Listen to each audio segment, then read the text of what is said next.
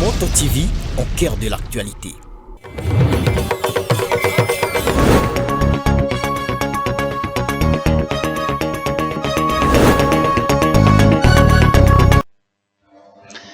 Mesdames, Messieurs, salut, merci pour votre fidélité à la télévision communautaire. Voici votre journal. Au sommaire, la SADC quittera Goma après la réhabilitation de l'aéroport. Un accord signé à Goma prévoit le retrait immédiat des troupes de la SADC à Sami DRC avec l'engagement du M23 à faciliter leur départ. Avant leur sortie, les forces régionales participeront à la réhabilitation de l'aéroport international, comme nous l'avons dit, qui a été endommagé par les combats. Une réunion conjointe est suivie et est aussi prévue pour garantir l'application des engagements pris lors de cette assise. Engagement diplomatique pour la paix en RDC, l'Angola réaffirme son soutien aux initiatives africaines et internationales pour la paix dans la République démocratique du Congo. Malgré son retrait comme médiateur entre la RDC et le Rwanda, le président Joao Lourenço continue de mobiliser les ressources pour la stabilité régionale.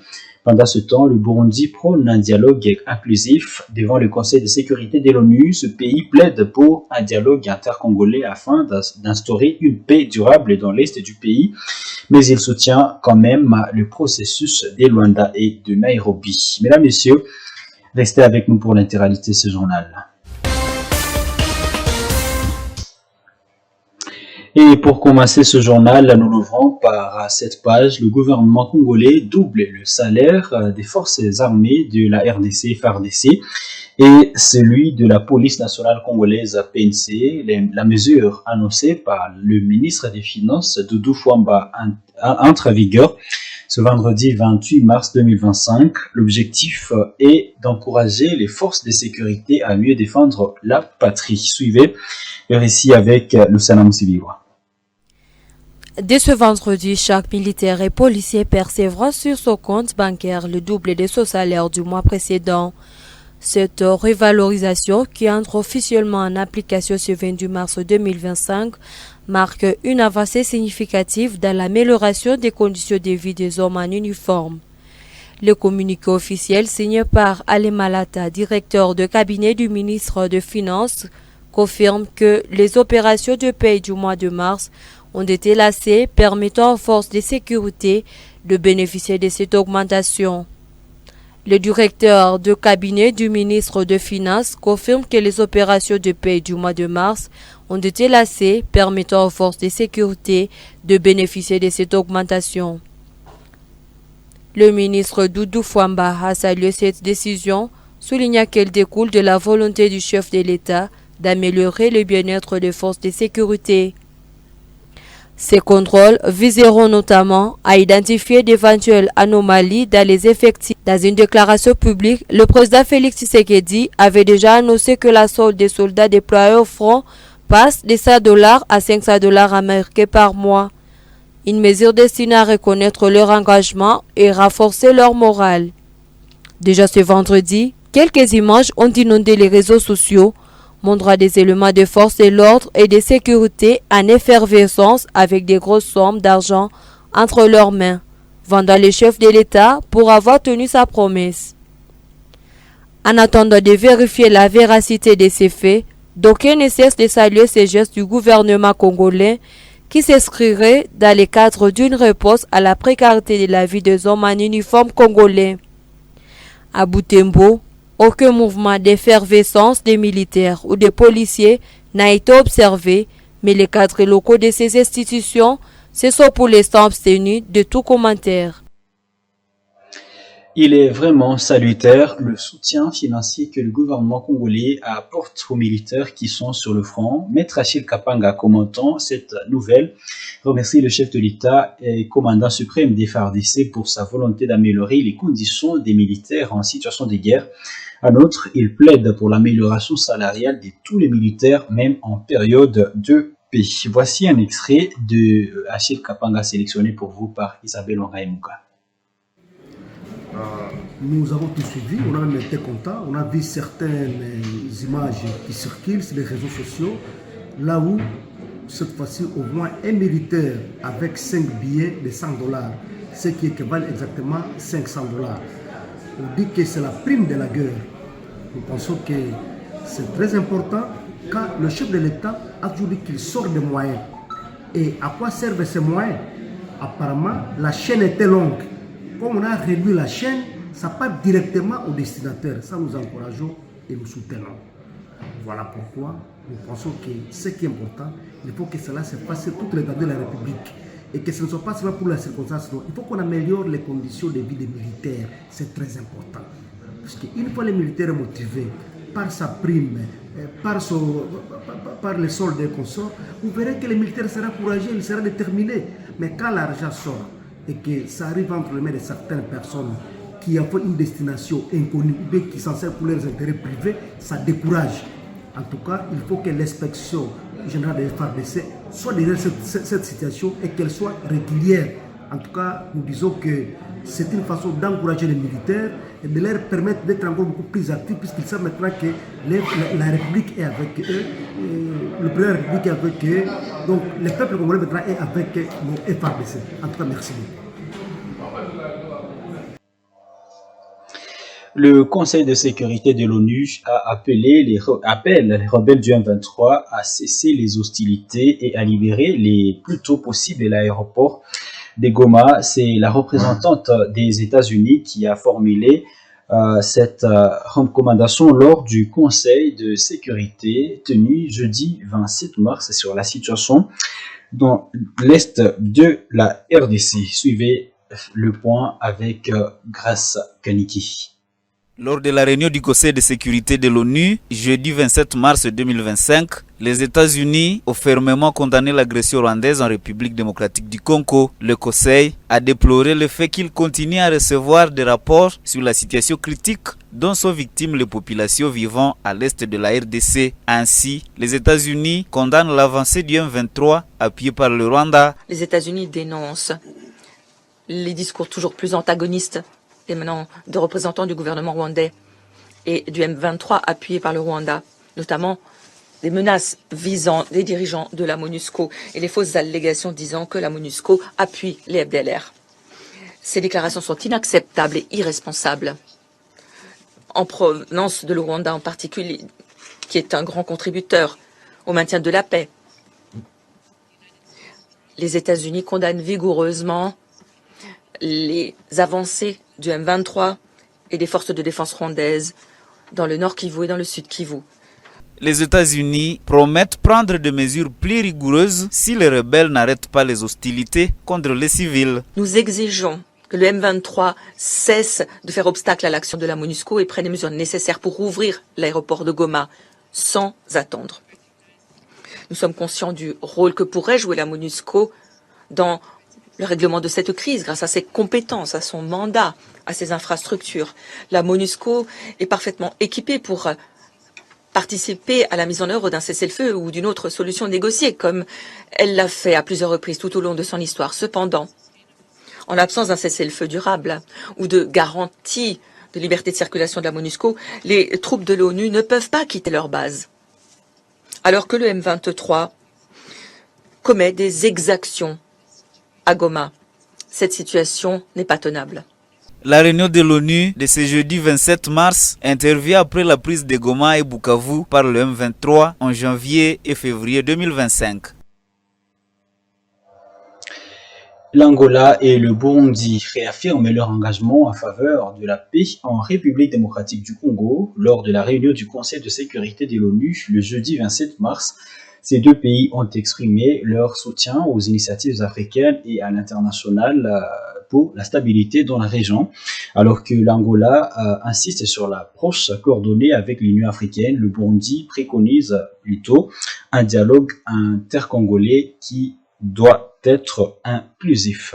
Récit Eugénie Moussiviva. Devant le Conseil de sécurité des Nations Unies, l'Angola a renouvelé son engagement en faveur des efforts de paix en RDC malgré son retrait en tant que médiateur dans les conflits entre la RDC et le Rwanda. Son représentant permanent, Francisco José da Cruz, a rappelé la détermination du président Joao Lourenço à mobiliser les ressources nécessaires pour promouvoir la stabilité en Afrique. Il a souligné l'importance de coordonner les actions de paix avec les mécanismes de l'Union africaine, mettant en avant le principe des solutions africaines aux problèmes africains. De ce côté, le Burundi, par la voix de son représentant à l'ONU, a plaidé pour un dialogue intercongolais inclusif, considérant cette approche comme la clé d'une paix durable dans les provinces du Nord Kivu et du Sud Kivu, en proie aux attaques de rebelles du M23, soutenues par le Rwanda. Tout en soutenant le processus de Luanda et Nairobi en voie de fusion, le Burundi maintient son engagement en tant que partenaire militaire de la RDC avec des troupes déployées dans le sud Kivu pour lutter contre les forces négatives. Le représentant burundais a également noté que cette option du dialogue est soutenue par l'opposition congolaise qui insiste sur la nécessité de cadres inclusifs pour résoudre les sécurités persistantes à l'est du pays. Toutefois, alors que les consultations pour la formation des gouvernements d'union nationale se poursuivent à Kinshasa, des acteurs majeurs de l'opposition et de la société civile restent absents du processus. Ils estiment que le pacte social pour la paix et le bien vivre ensemble porté par la Conférence épiscopale nationale du Congo (CENCO) et l'Église du Christ au Congo (ECC) offre une meilleure alternative aux démarches entreprises par le pouvoir en place. L'Angola et le Burundi souligne donc une vision complémentaire, l'un mise sur une coordination régionale et africaine des initiatives, tandis que l'autre prône un dialogue interne comme fondement de la paix en RDC. Malgré ces approches différentes, les deux nations s'accordent sur la nécessité d'intensifier les efforts pour une solution durable à la crise sécuritaire dans l'est du pays. Revenons à présent prendre cette page dont nous avons fait mention dans le titre de notre édition. Un accord a été signé à Goma pour le retrait des derniers éléments de la force de la SADC, SAMI DRC, encore présent dans la ville. Cet accord engage les M23 à faciliter leur départ pacifique. Avant leur retrait, les troupes de la SADC participeront à la réhabilitation de l'aéroport international de Goma, endommagé par les combats entre les forces armées de la RDC et le M23. Le point avec Monampezi Mazekele. Ce vendredi 28 mars, l'Alliance des fleuves Congo, AFC M23, et la SADC et au Congo n'accordent un retrait immédiat des troupes régionales. Les soldats de la SADC quitteront la RDC avec leur équipement militaire par voie aérienne, après avoir contribué à la remise en état de l'aéroport de Goma. Ce projet bénéficiera d'un appui technique et financier de la SADC. Parmi les grandes résolutions de la réunion figurent plusieurs engagements. Le premier, le retrait sécurisé du SAMI RDC. Les M23 s'engagent à faciliter le départ immédiat des troupes de la SADC avec leur matériel, tout à restituer les équipements des FARDC à leur possession. Deuxièmement, la liberté des mouvements est garantie. Les forces du SAMI RDC doivent circuler librement à préparation de leur retrait sous la coordination du M23. Ensuite, la réhabilitation de l'aéroport de Goma. Ce troisième engagement consiste à une évaluation technique et conjointe qui sera menée pour organiser les travaux de réparation. La troisième résolution de la SADC, la force régionale fournira un appui matériel et financier pour remettre l'aéroport en état avant son départ. Les derniers engagements et les suivis de l'accord. Une réunion conjointe et suivie sera organisée à une date ultérieure. Les faits marquants de cette rencontre est la présence inhabituelle de Sultani Makenga, chef militaire du M23, qui s'est jusqu'ici montré discret dans les négociations publiques. Du côté de la SADC, tous les commandants des composantes militaires étaient présents pour la signature. Tous les commandants des composantes militaires étaient présents pour la signature de cet accord, marquant ici une équipe clé dans la résolution du conflit à l'est de la RDC. Et rendons-nous en Ituri à présent, où le ministre de Développement rural a clarifié la présence des l'UPDF en Ituri. En visite dans cette province, Mwindo Nzangi Butondo a affirmé que l'armée ougandaise UPDF n'est pas en RDC pour occuper le territoire, mais pour la collaboration étroite avec les forces armées de la RDC, FARDC. Cette coopération vise à neutraliser les groupes armés actifs dans la région, notamment la Codeco, Zaïre et les ADF. L'objectif est de rétablir l'autorité de l'État dans cette province durement affectée par les violences de ces factions armées. Suivez ce reportage de la cellule de communication du gouvernorat de l'Ituri pour amples détails. C'est après la grande réunion de mutualisation des forces entre les deux armées FARDC et UPDF ici à Bunia, chef-lieu de la province de l'Ituri, que le ministre Nzangi Butondo a lancé ce message. Je voudrais profiter de ce moment pour m'adresser aux groupes armés qui sont en Ituri ici. Que maintenant, c'est le dernier appel que vous avez pour pouvoir rejoindre le processus PDD-RSS. Parce que les feux et les déluges ont déjà été préparés pour tous les récalcitrants à ce processus. Parce que trop c'est trop, on ne peut pas vivre pendant plus de 5 ans dans cet amalgame où les gens sont tués tout le temps, où les gens font des incursions dans des cas de déplacés, où des Congolais tuent les Congolais. Je crois que ça doit s'arrêter et c'est l'occasion pour nous de leur dire il faut saisir cette dernière opportunité pour quitter la forêt. Mwindo Nzangi affirme que cette mutualisation a déjà produit ses fruits en province du Nord Kivu et en Ituri, dans la zone des Boga, Tchabi et environ. Le gouvernement avait conclu des accords avec l'Ouganda pour l'opérationnalisation de ce que vous avez appelé l'opération Suja, pour neutraliser les EDF au Nord Kivu et en Ituri. Cette opération a eu un succès fou du côté de Tchabi, du côté de Boga, comme vous le savez ici à Ituri, et aussi une partie du Nord Kivu, même si les rebelles ADF continuent toujours à faire des incursions dans les villages pour tuer la population.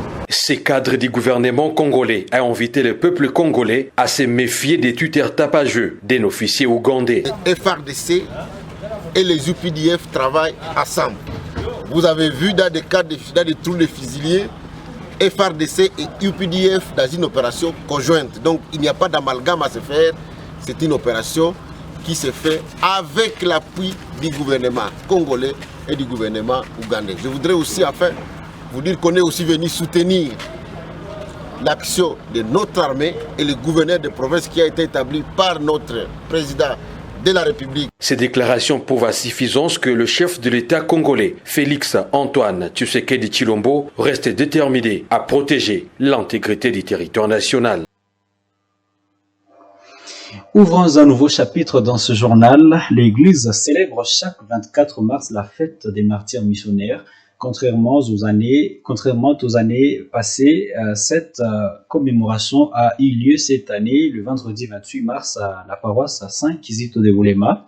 À travers une célébration eucharistique, un accent particulier a été mis sur les martyrs victimes de la sécurité et de la méchanceté humaine qui gangrène la région. Et bouclons cette édition par cette autre page religieuse. Les chrétiens des diocèses de Butembo-Béni sont appelés à veiller sur les biens matériels de l'Église, notamment les grottes mariales et les crucifixes installés dans les concessions paroissiales. C'est le message adressé aux chrétiens, voilà, et c'était par l'artiste sculpteur Kambale Augustin Stino, fidèle de la paroisse à Saint-Luc de Kassinga. Son intervention a eu lieu le mardi 25 mars dernier lors de la bénédiction officielle de la grotte mariale de cette paroisse. Suivez ce reportage de Samuel Wainda et Gérard Mourefou rendu par Grace Kaniki. Devant une foule immense de fidèles venus de divers secteurs de la paroisse Saint-Luc de Kassinga et de paroisses voisines, l'artiste sculpteur Kambale Augustin Stino a pris la parole après l'Eucharistie. Il a présenté son œuvre et a insisté sur l'importance de sa préservation. Selon lui, plusieurs grottes mariales ont été endommagées ou détruites par des inconnus et phénomènes préoccupants qui doivent interpeller la communauté chrétienne. Il a ainsi exhorté les fidèles à entretenir avec souhait cette nouvelle grotte et à ne pas croire aux rumeurs selon lesquelles ces structures cacheraient des lingots de minerais. L'évêque a choisi ces lieux et l'image, puis il m'a appelé depuis Goma jusqu'ici. Il a fait appel à moi parce qu'il m'a rencontré après travail avec l'évêque émérite Théophile Kaboyi. Pour dire vrai, je n'ai jamais vu l'or et les diamants. Alors, que les gens ne viennent pas détruire ici parce qu'il y a de l'or ou les diamants. Dans ce discours, Kambale Augustin Stino a également invité les chrétiens à implorer la protection de Notre-Dame de Lourdes, en particulier pour la pacification de l'Est de la République démocratique du Congo, une région marquée par les sécurités persistantes. Ce lieu est donc un endroit pour nous de prière, afin que la paix durable soit une réalité dans notre pays. L'artiste originaire de Goma a réalisé cette œuvre sur recommandation de Monseigneur Sikuli Paluku Melkisedek, évêque du diocèse de Butembo-Beni, en collaboration avec Monseigneur Théophile Kaboyi, évêque du diocèse de Goma. La grotte mariale de la paroisse Saint-Luc de Kassinga a été officiellement inaugurée le 25 mars 2025 par l'abbé Jean de Dieu Tchibuhakihwa, recteur du petit séminaire Tumaïn Letu de Moussienene, envoyé spécial de l'évêque Sikuli Paluku Melkisedek.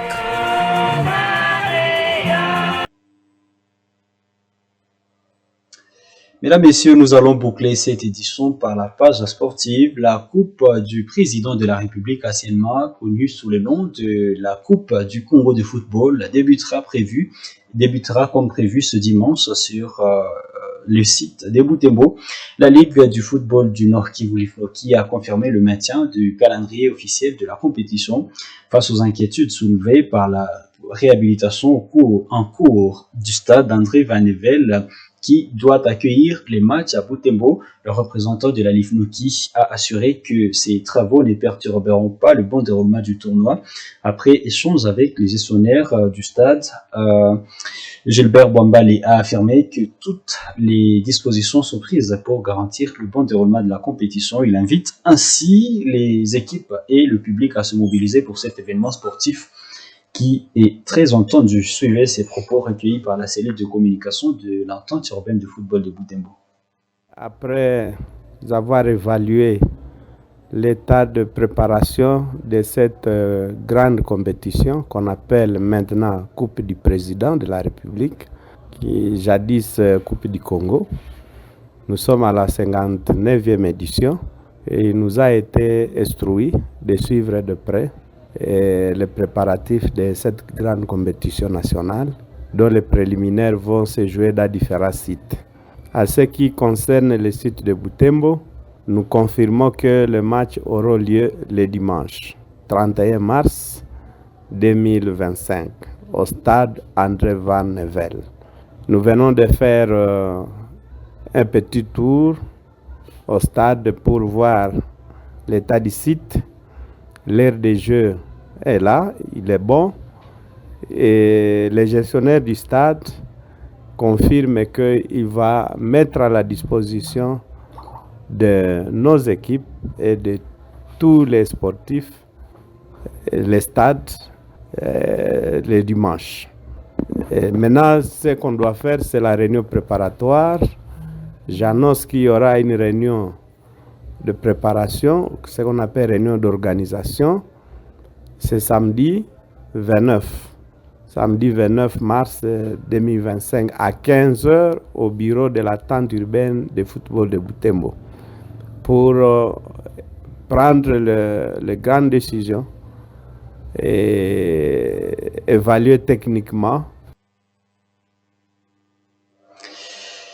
Mesdames, Messieurs, nous allons donc corriger avec vous que la compétition sera lancée le dimanche 30 et non 31 mars 2025.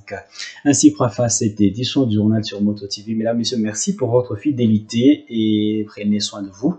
Bon reste des temps accompagné du programme de la télévision communautaire.